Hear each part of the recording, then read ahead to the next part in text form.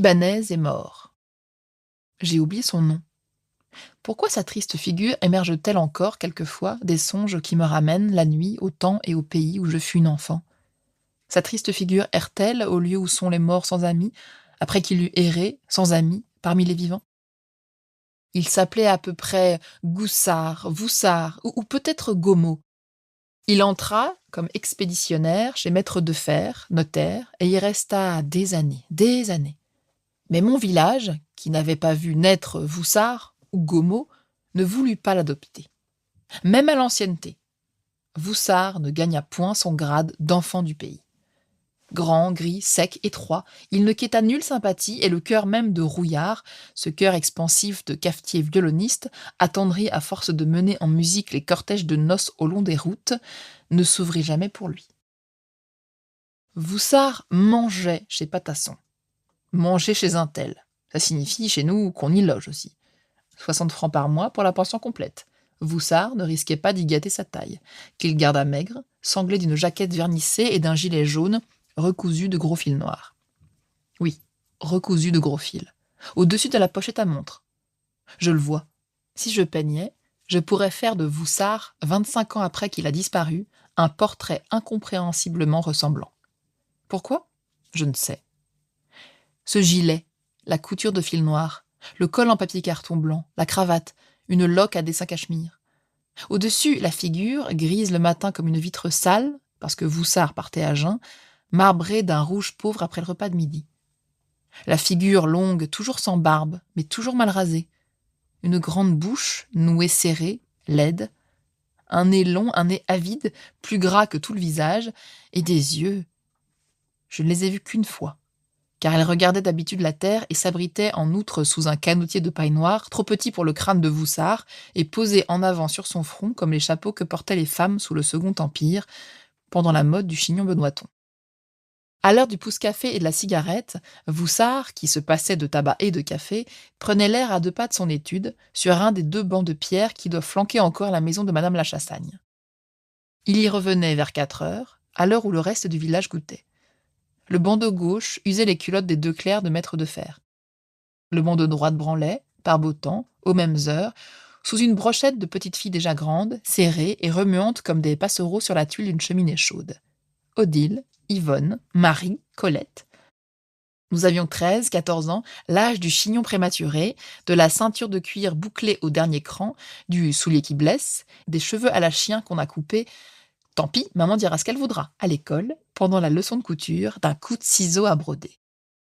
Nous étions minces, hâlées, maniérées et brutales, maladroites comme des garçons, impudentes, empourprées de timidité au seul son de notre voix, aigres, pleines de grâce, insupportables. Pendant quelques minutes, sur le banc, avant la classe, nous faisions les belles pour tout ce qui descendait sur 2 pieds du haut de Bel Air. Mais nous ne regardions jamais Voussard, penché sur un journal plié en 8. Nos mères le craignaient vaguement. « Tu n'as pas encore été t'asseoir sur ce banc, si près de cet individu. »« Quel individu, maman ? Cet individu de chez De Fer. Ah, je n'aime pas cela. »« Pourquoi, maman ? Je me comprends. » Elles avaient de lui l'horreur qu'on a pour le satyre, ou le fou silencieux tout à coup assassin. Mais Voussard semblait ignorer notre présence, et nous n'avions guère l'idée qu'il fût vivant. Il mâchait une petite branche de tilleul en guise de dessert, croisait l'un sur l'autre avec une désinvolture de squelette frivole ses tibias sans chair, et lisait sous son auvent de paille noire poussiéreuse. À 12h30, le petit Ménétro, galopin d'école l'an dernier, promu récemment saute-ruisseau chez De Fer, s'asseyait à côté de Voussard et finissait son pain du déjeuner à grands coups de dents, comme un fox qui déchire une pantoufle. Le mur fleuri de Madame la Chassagne égrenait sur eux et sur nous des glycines, des cytises, le parfum du tilleul, une corolle plate et tournoyante de clématite, des fruits rouges d'if. Odile feignait le fou rire pour frapper d'admiration un commis voyageur qui passait. Yvonne attendait que le nouvel instituteur adjoint parût à la fenêtre du cours supérieur. Je projetais de désaccorder mon piano pour que l'accordeur du chef-lieu, celui qui portait l'orgnon d'or, Voussard, comme inanimé, lisait. Un jour vint que le petit Ménétro s'assit le premier sur le banc de gauche, mordant son reste de pain et gobant des cerises. Voussard arriva en retard, au coup de cloche de l'école. Il marchait vite et gauchement, comme quelqu'un qui se hâte dans l'obscurité. Un journal ouvert qu'il tenait à la main balayait la rue. Il posa une main sur l'épaule du petit Ménétro, se pencha et lui dit d'une voix profonde et précipitée : « Ibanez est mort. Ils l'ont assassiné. » Le petit Ménétro ouvrit la bouche pleine de pain mâché et bégaya : « C'est pas vrai ? » ?»« Si. Les soldats du roi. Regarde. » Et il déploya tragiquement, sous le nez du saute-ruisseau, le feuilleton du journal qui tremblait entre ses doigts. « Eh bien, soupira le petit Ménétro, qu'est-ce qui va arriver ? Ah, est-ce que je sais ? » Les grands bras de Voussard se levèrent, retombèrent. « C'est un coup du cardinal de Richelieu, » ajouta-t-il avec un rire amer. Puis, il ôta son chapeau pour s'essuyer le front et demeura un moment immobile, laissant errer sur la vallée ces yeux que nous ne connaissions pas, les yeux jaunes d'un conquérant d'île, les yeux cruels et sans bornes d'un pirate aux aguets sous son pavillon noir, les yeux désespérés du loyal compagnon d'Ibanez, assassiné lâchement par les soldats du roi. Ma mère et le curé. Ma mère, mécréante, permit cependant que je suivisse le catéchisme quand j'eus 11 ou 12 ans. Elle n'y mit jamais d'autre obstacle que des réflexions désobligeantes, exprimées vertement chaque fois qu'un humble petit livre, cartonné de bleu, lui tombait sous la main. Elle ouvrait mon catéchisme au hasard et se fâchait tout de suite. Ah, que je n'aime pas cette manière de poser des questions. Est-ce que Dieu, est-ce que ceci, est-ce que cela, ces points d'interrogation, cette manie de l'enquête et de l'inquisition, je trouve ça incroyablement indiscret. Et ces commandements, je vous demande un peu, qui a traduit les commandements en un pareil charabia ? Ah, je n'aime pas voir ce livre dans les mains d'un enfant. Il est rempli de choses si audacieuses et si compliquées. Enlève-le des mains de ta fille, disait mon père, c'est bien simple. Non, ce n'est pas bien simple. S'il n'y avait encore que le catéchisme. Mais il y a la confession. Ça, vraiment, ça, c'est le comble. Je ne peux pas en parler sans que le rouge de l'indignation... Regarde comme je suis rouge. N'en parle pas. Oh, toi. C'est ta morale qui est bien simple. Les choses ennuyeuses, on n'en parle pas, et alors elles cessent d'exister, hein ? Je ne dirais pas mieux. Plaisanter n'est pas répondre. Je ne peux pas m'habituer aux questions qu'on pose à cet enfant. Quand tu lèveras les bras au ciel, révéler, avouer et encore avouer et exhiber tout ce qu'on fait de mal, le taire sans punir au fond de soi, voilà qui est mieux. Voilà ce qu'on devrait enseigner. Mais la confession rend l'enfant enclin à un flux de paroles, à un épluchage intime, où il entre bientôt plus de plaisir vaniteux que d'humilité. Je t'assure, je suis très mécontente. Je m'en vais de ce pas en parler au curé. Elle jetait sur ses épaules sa visite en cachemire noir brodé de jais, coiffait sa petite capote à grappes de lilas foncé et s'en allait de ce pas, en effet, ce pas inimitable et dansant, à la pointe du pied en dehors, le talon effleurant à peine la terre, sonner à la porte de monsieur le curé Millot, à 100 mètres de là. J'entendais, de chez nous, la sonnette triste et cristalline, et j'imaginais, troublé, un entretien dramatique, des menaces, des invectives, entre ma mère et le curé doyen. Au claquement de la porte d'entrée, mon cœur romanesque d'enfant répondait par un bond pénible. Ma mère reparaissait rayonnante, et mon père abaissait devant son visage, barbu comme un paysage forestier, le journal Le Temps. « Eh bien, ça y est !» s'écriait ma mère. « Je l'ai !»« Le curé ? Non, voyons. La bouture du pélargonium qu'il gardait si jalousement. Tu sais, celui dont les fleurs ont 2 pétales pourpres foncés et 3 pétales roses. La voilà, je cours l'empoter. » « Tu lui as bien savonné la tête au sujet de la petite. » Ma mère tournait vivement sur le seuil de la terrasse un charmant visage, étonné, coloré. « Oh, non, quelle idée ! Tu n'as aucun tact ! Un homme qui non seulement m'a donné la bouture de son pélargonium, mais qui encore m'a promis son chèvrefeuille d'Espagne, à petites fleurs panachées de blanc, celui dont on sent d'ici l'odeur, tu sais, quand le vent vient d'ouest. » Elle était déjà hors de vue, mais sa voix nous arrivait encore, un soprano nuancé, vacillant pour la moindre émotion, agile, sa voix qui propageait jusqu'à nous et plus loin que nous les nouvelles des plantes soignées, des greffes, de la pluie, des éclosions, comme la voix d'un oiseau invisible qui prédit le temps. Le dimanche, elle manquait rarement la messe. L'hiver, elle y menait sa chaufferette, l'été, son ombrelle. En toute saison, un gros paroissien noir et son chien Domino, qui fut tour à tour un bâtard de loup et de fox, noir et blanc, puis un barbet jaune. Le vieux curé Millot, quasi subjugué par la voix, la bonté impérieuse, la scandaleuse sincérité de ma mère, lui remonta pourtant que la messe ne se disait pas pour les chiens. Elle se hérissa comme une poule batailleuse. « Mon chien ? Mettre mon chien à la porte de l'église ? Qu'est-ce que vous craignez donc qu'il y apprenne ? Il n'est pas question de... Un chien qui est un modèle de tenue. Un chien qui se lève et s'assied en même temps que tous vos fidèles. Ma chère madame, tout cela est vrai. N'empêche que, dimanche dernier, il a grondé pendant l'élévation. » « Mais certainement, il a grondé pendant l'élévation. Je voudrais bien voir qu'il n'ait pas grondé pendant l'élévation. Un chien que j'ai dressé moi-même pour la garde et qui doit aboyer dès qu'il entend une sonnette. » La grande affaire du chien à l'église, coupée de trêves, traversée de crises aiguës, dura longtemps. Mais la victoire revint à ma mère. Flanquée de son chien, d'ailleurs très sage, elle s'enfermait à 11 heures dans le banc familial juste au-dessous de la chaire, avec la gravité un peu forcée et puérile qu'elle revêtait comme une parure dominicale. L'eau bénite, le signe de croix, elle n'oubliait rien, pas même les génuflexions rituelles. « Qu'en savez-vous, monsieur le curé, si je prie ou non ? Je ne sais pas le pater, c'est vrai, ce n'est pas long à apprendre, ni à oublier, j'aurai bientôt fait. Mais j'ai à la messe, quand vous nous obligez à nous mettre à genoux, 2 ou 3 moments bien tranquilles pour songer à mes affaires. Je me dis que la petite n'a pas bonne mine, que je lui ferai monter une bouteille de Château-la-Rose pour qu'elle ne prenne pas les pâles couleurs, que chez les malheureux pluviers, un enfant va encore venir au monde sans lange ni brassière si je ne m'en mêle pas, que demain c'est la lessive à la maison et que je dois me lever à 4 heures. Il l'arrêtait en étendant sa main tannée de jardinier. Ça me suffit bien, je vous conte le tout pour une raison.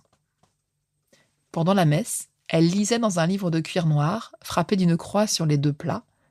Elle s'y absorbait même avec une piété qui semblait étrange aux amis de ma très chère mécréante. Ils ne pouvaient pas deviner que le livre à figure de paroissien enfermait, en texte serré, le théâtre de Corneille.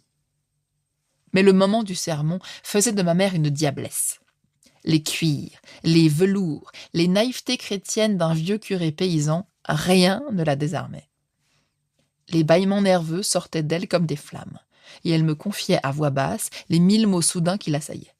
Ah, j'ai des vertiges d'estomac. Ça y est, je sens venir une crise de palpitation. Je suis rouge, n'est-ce pas ? Je crois que je vais me trouver mal. Il faudra que je défende à monsieur Millot de prêcher plus de 10 minutes. Elle lui communiqua son dernier ukase, et il l'envoya, cette fois, promener.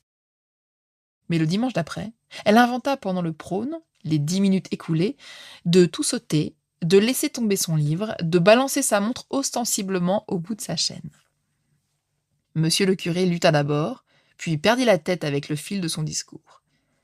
Bégayant, il jeta un « amen » qui ne rimait à rien, et descendit, bénissant d'un geste égaré ses ouailles, toutes ses ouailles, sans excepter celle dont le visage, à ses pieds, riait et brillait de l'insolence des réprouvés.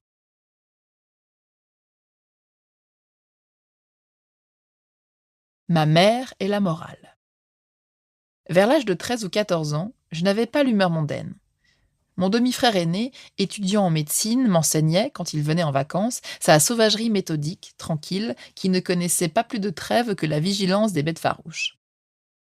Un coup de sonnette à la porte du perron le projetait, d'un saut silencieux dans le jardin, et la vaste maison, par mauvais temps, offrait maintes refuges aux délices de sa solitude. Imitation ou instinct, je savais franchir la fenêtre de la cuisine, passer les pointes de la grille sur la rue des Vignes, fondre dans l'ombre des greniers, dès que j'entendais, après le coup de sonnette, d'aimables voix féminines chantant selon l'accent de notre province. Pourtant, j'aimais les visites de Madame Saint-Alban, une femme encore belle, crépue de frisures naturelles qu'elle coiffait en bandeau, tôt ébouriffée. Elle ressemblait à George Sand et portait en tous ses mouvements une majesté romanichelle. Ses chaleureux yeux jaunes miraient le soleil et les plantes vertes, et j'avais goûté, nourrissonne, au lait de sa gorge abondante et bistrée, un jour que par jeu, ma mère tendait son sein blanc à un petit Saint-Alban de mon âge. Madame Saint-Alban quittait, pour venir voir ma mère, sa maison du coin de la rue, son étroit jardin où les clématites pâlissaient dans l'ombre des tuyas. Ou bien elle entrait en revenant de promenade, riche de chèvrefeuilles sylvestres, de bruyères rouges, de menthes des marécages et de roseaux fleuris, velouteux, bruns et rudes comme des dos d'ourson. Sa broche ovale lui servait souvent à agrafer, l'un sur l'autre, les bords d'un accroc dans sa robe de taffetas noir, et son petit doigt s'ornait d'un cœur de cornaline rosée, où flambaient les mots « I brûle », une bague ancienne trouvée en plein champ. Je crois que j'aimais surtout, en madame Saint-Alban, tout ce qui l'opposait à ma mère, et je respirais avec une sensualité réfléchie le mélange de leurs parfums. Madame Saint-Alban déplaçait une nue lourde Madame Saint-Alban déplaçait une nue lourde d'odeur brune, l'encens de ses cheveux crépus et de ses bras dorés. Ma mère fleurait la cretonne lavée, le fer à repasser chauffé sur la braise du peuplier, la feuille de verveine citronnelle qu'elle roulait dans ses mains ou froissait dans sa poche. Au soir tombant, je croyais qu'elle exhalait la senteur des laitues arrosées, car la fraîche senteur se levait sur ses pas, au bruit perlé de la pluie d'arrosage, dans une gloire de poudre d'eau et de poussière arable. J'aimais aussi entendre la chronique communale rapportée par madame Saint-Alban. Ces récits suspendaient, à chaque nom familier, une sorte d'écusson désastreux, un feuillet météorologique où s'annonçait l'adultère de demain, la ruine de la semaine prochaine, la maladie inexorable. Un feu généreux allumait alors ses yeux jaunes, une malignité enthousiaste et sans objet la soulevait, et je me retenais de crier « Encore, encore !» Elle baissait parfois la voix en ma présence. Plus beau de n'être qu'à demi compris, le potin mystérieux durait plusieurs jours, attisé savamment, puis étouffé d'un coup. Je me souviens particulièrement de l'histoire Bonarjot.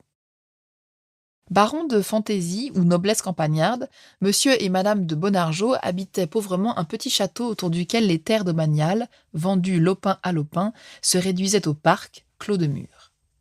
Pas de fortune et 3 filles à marier. Ces demoiselles de Bonarjot montraient à la messe des robes révélatrices. Marierait-on jamais ces demoiselles de Bonarjot ? « Sido, devine ce qui arrive !» s'écria un jour madame Saint-Alban. « La seconde Bonarjot se marie. » Elle revenait des fermes éparpillées autour du petit château, rapportant son butin de nouvelles et des javelles d'avoine verte, des coquelicots et des nielles, les premières digitales des ravins pierreux. Une chenille filandière, couleur de jade, transparente, pendait à un fil soyeux sous l'oreille de madame Saint-Alban. Le duvet des peupliers collait une barbe d'argent à son menton cuivré, moite de sueur. « Assieds-toi, Adrienne, tu vas boire un verre de mon sirop de groseille. Tu vois, j'attache mes capucines. La seconde des Bonarjot ? Celle qui a une jambe un peu faible ?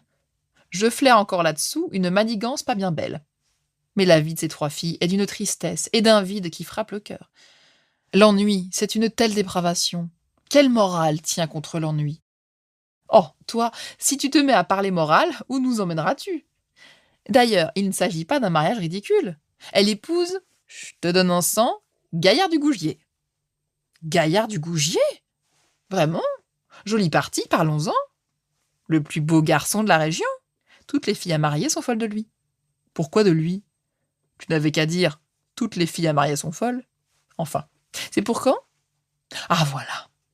Je pensais bien qu'il y avait un « ah voilà ». Les Bonarjot attendent à mourir une grand-tante dont toute la fortune va aux jeunes filles. Si la tante meurt, ils viseront plus haut que le Gougier, tu conçois. Les choses en sont là. La semaine suivante, nous sûmes que les Gougier et les Bonarjot se battaient froid. 1 mois après, la grand-tante morte, le baron de Bonarjot jetait le Gougier à la porte comme un laquais. Enfin, au déclin de l'été, madame Saint-Alban, pareille à quelques pommonnes de Bohême, traînait des guirlandes de vignes rouges et des bouquets de colchiques, s'en vint, agité, et versa dans l'oreille de ma mère quelques mots que je n'entendis pas. « Non !» se récria ma mère. Puis elle rougit d'indignation. « Que vont-ils faire ?» demanda-t-elle après un silence. Madame Saint-Alban haussa ses belles épaules où la viorne courait en bandoulière. « Comment, ce qu'ils vont faire ? Les marier en 5 secs, naturellement. Que feraient-ils d'autre, ces braves Bonarjot ? La chose daterait déjà de 3 mois, dit-on. Il paraît que Gaillard du Gougier retrouvait la petite le soir, tout contre la maison, dans le pavillon qui... Et madame de Bonarjot lui donne sa fille. Madame Saint-Alban rit comme une bacchante. « Dame, voyons, et encore bien contente, je suppose. Qu'est-ce que tu ferais donc à sa place ?» Les yeux gris de ma mère me cherchèrent, me couvèrent âprement. Ce que je ferais ? Je dirais à ma fille, « Emporte ton fait, ma fille. Non pas loin de moi, mais loin de cet homme, et ne le revois plus. Ou bien, si la vilaine envie t'en tient encore, retrouve-le la nuit dans le pavillon. Cache-le ton plaisir honteux, mais ne laisse pas cet homme au grand jour passer le seuil de la maison, car il a été capable de te prendre dans l'ombre, sous les fenêtres de tes parents endormis. Péché étant mordre les doigts, pécher puis chasser l'indigne, Ce n'est pas la honte irréparable. Ton malheur commence au moment où tu acceptes d'être la femme d'un malhonnête homme. Ta faute est d'espérer qu'il peut te rendre un foyer, l'homme qui t'a détourné du tien.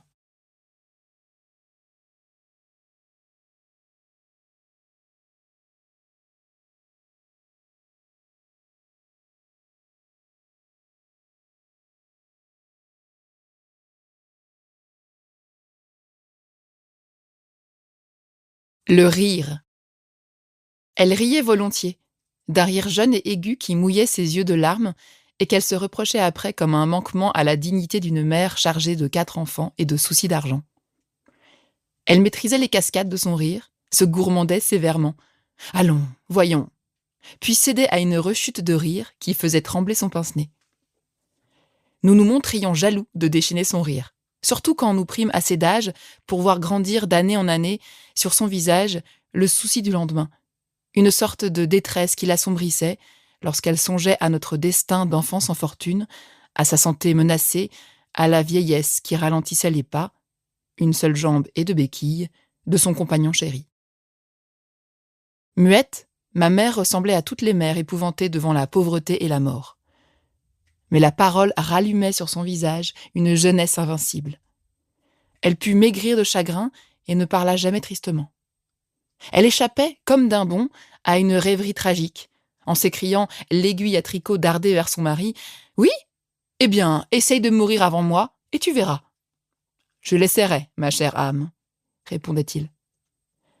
Elle le regardait aussi férocement qu'aussi lu, par distraction, écraser une bouture de pélargonium ou casser la petite théière chinoise niellée d'or. « Je te reconnais bien là.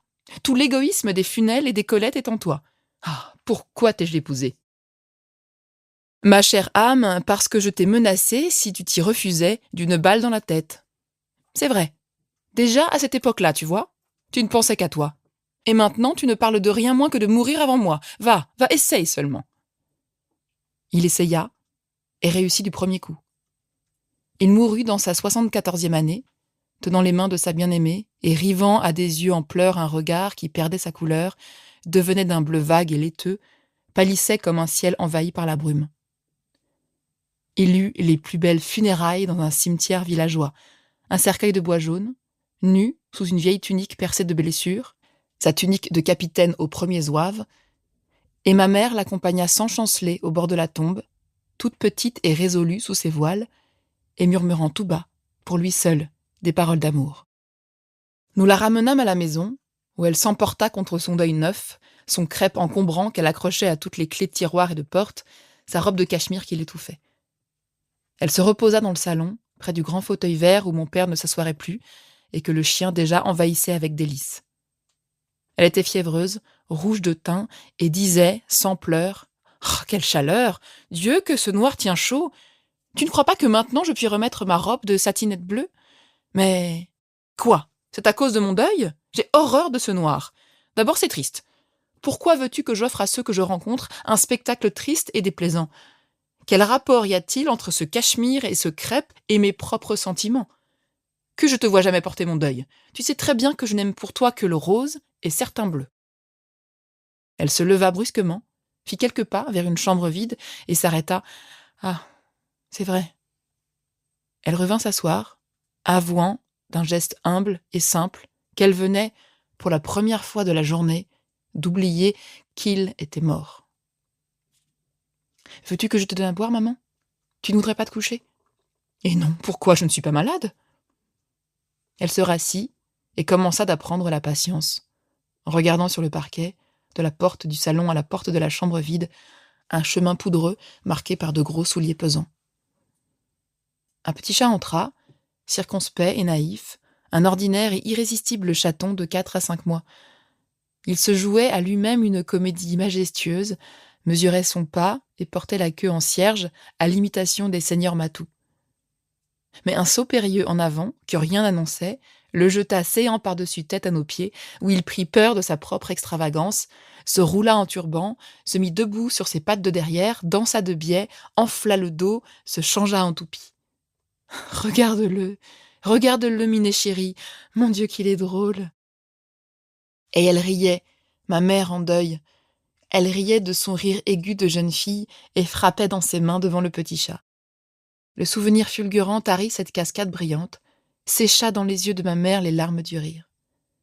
Pourtant, elle ne s'excusa pas d'avoir ri, ni ce jour-là, ni ceux qui suivirent, car elle nous fit cette grâce, ayant perdu celui qu'elle aimait d'amour, de demeurer parmi nous toute pareille à elle-même, acceptant sa douleur ainsi qu'elle eût accepté l'avènement d'une saison lugubre et longue, mais recevant de toutes parts la bénédiction passagère de la joie. Elle vécut balayée d'ombre et de lumière, courbée sous des tourmentes, résignée, changeante et généreuse, parée d'enfants, de fleurs et d'animaux comme un domaine nourricier.